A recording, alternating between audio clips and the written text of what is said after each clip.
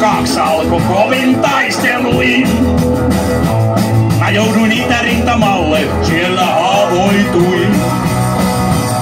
Kun olin vammautunut niin, et kun rintamalta poistettiin, niin pääsin vartijaksi tänne Auschwitziin. Ei varmaan muuten olis näin hyvin käynytkään.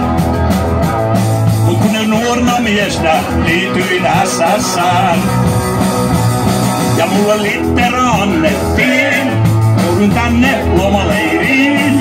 Ja nyt on joulu tullut myös Auschwitziin. Nyt on joulu Auschwitzissa. Joulu Auschwitzissakin. Se, joka vartiovuoron sai, marssi ulkona eins, zwei, drei. Ja varmasti muistaa Arbeit macht frei.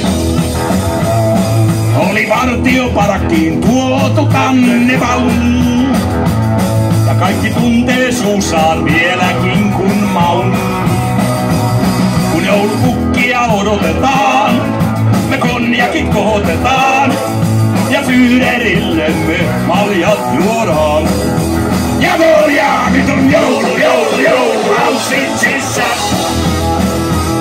Ja on joulu Auschwitzissakin.